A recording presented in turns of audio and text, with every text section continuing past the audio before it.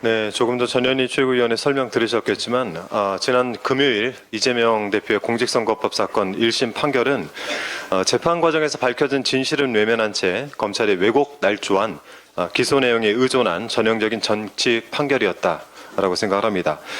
무엇보다 지난주 판결이 가장 우려스러운 점은 앞으로 선거 과정에서 이 표현의 자유가 심각하게 위축될 수 있다는 점입니다. 우리 대법원은 일찍이 선거를 전후해서 후보자 발언을 문제 삼아 고소 고발이 이어지고 이로 인하여 수사권의 개입이 초래된다면 필연적으로 수사권 행사의 중립성에 대한 논란을 피할 수 없을 뿐만 아니라 선거 결과가 최종적으로 검찰과 법원의 사법적 판단에 좌우될 위험에 처해짐으로써 국민의 자유로운 의사로 대표자를 선출한다는 이 민주주의의 이념이 훼손될 우려가 있다라고 판시한 바 있습니다. 후보자의 발언을 손쉽게 처벌하는 것은 민주주의를 질식시키고 국민 주권을 실현하는 선거운동의 자유 또한 질곡에 빠뜨릴 수 있다는 우려가 반영된 판단이었습니다. 지난주 판결은 이러한 대법원의 입장과도 배치됩니다. 1심 재판부가 구체적인 사실을 오인하거나 법리를 오해한 세세한 부분은 어제 민주당 검도기 기자회견을 통해서 이미 말씀을 드렸고 앞으로도 계속해서 설명을 드릴 예정입니다. 자, 오늘은 그중에서 이재명 대표의 백현동 관련 발언이 팩트였음을 알려드리고자 합니다. 먼저 2013년 3월 22일자 뉴스 영상을 함께 보시겠습니다. 네, 지방으로 본사를 옮기는 공기업이 가장 밀집해 있는 곳이 바로 성남 지역입니다. 성남시는 공기업이 이전하는 자리에 대기업 본사나 연구개발센터를 유치한다는 계획입니다. 하지만 중앙정부는 성남시의 이런 입장을 크게 고려하지 않는 분위기입니다. 내용 함께 보시죠. 내년 경남 진주로 이전을 마쳐야 하는 LH공사는 올 초 1차 매각 공고를 냈으나 희망자가 없었습니다. LH 매각 공고는 중앙정부 결정에 따른 것으로 공사가 유치해 있는 성남시와는 사전 협의가 없었습니다. 이 과정에서 이른바 부동산 브로커들의 개입도 일부 감지됐습니다. 논의하시는 분들 보면 조금 이제 나쁘게 얘기하면 좀 브로커 냄새 나는 그런 분도 강좀 있고 이제 신문을 상대방이 안 밝히니까 저희는 이제 그쪽으로 볼 수밖에 없죠. 성남시가 우려하는 건 바로 이런 상황입니다.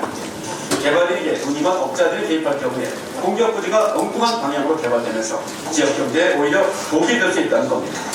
성남시는 대기업 본사나 연구개발센터가 들어와주는 걸 가장 바라고 있습니다. 좋은 일자리를 만들면 이를 통해서 공기업 이전에 따른 세수익 감소나 지역 경제 타격을 최소화할 수 있다는 판단입니다. 성남시는 이미 기업 유치를 위한 전담팀을 만들어 국내 30대 그룹 담당자들을 접촉하고 있습니다.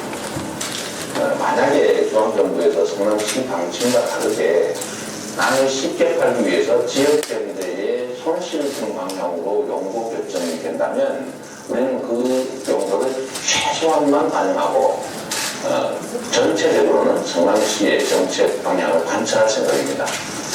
정자당을 두기를 둔 LH의 본사 부지는 당초 성남시의 공공용지였습니다.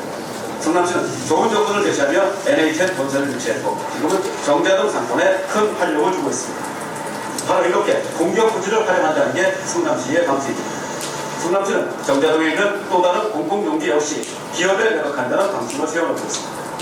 성남은 현재 LH공사를 비롯해서 한국도로공사와 한국식품연구원 등 5개의 공기업이 입주해 있고 내년 말까지 지방 이전을 마쳐야 하는 상황입니다. 네, 방금 보신 내용은 저희가 검찰 독재대책위원회 페이지에다 올려놓도록 하겠습니다. 자, 2014년 당시 뉴스에서는 지방으로 본사를 옮기는 공기업이 가장 밀집해 있는 곳이 바로 성남 지역인데 성남시는 공기업이 이전하는 자리에 대기업 본사나 연구개발센터를 유치한다는 계획이었습니다. 하지만 당시 박근혜 정부는 성남시의 이런 입장을 크게 고려하지 않는다라고 보도를 합니다. 자, 이렇듯 중앙부처와 성남시 사이에는 공공기관 이전을 둘러싸고 갈등이 심했었습니다. 이재명 당시 성남시장은 성남시의 배드타운화를 막고 자족도시로 만들고자 많은 노력을 하였습니다. 이에 성남시는 공공기관이 이전한 부지를 주거용이 아닌 업무용이나 상업용지로 활용할 계획을 가지고 있었는데 국토부하고 식품연구원은 주거용으로 강력하게 요구를 하고 있어 갈등이 발생했던 것입니다. 국책사업이라 협조를 전혀 안 할 수는 없어서 성남시에 조금이나마 도움이 되는 방향을 모색하다가 부득이하게 준주거지역으로 절충하게 된 것입니다. 자, 이러한 상황은 여러 객관적인 자료에서 확인되고 또 이재명 대표가 2021년 국정감사에서 했던 발언과도 일치합니다. 이 국정감사 발언도 역시 저희 검도기 유튜브 채널에 올려놓겠습니다. 항소심 법원은 부디 이 점을 꼭 살펴서 공정한 판단을 내려주시기 부탁을 드립니다. 아울러 오늘 민주당 검찰독재대책위원회 유튜브 채널을 정식으로 오픈을 합니다.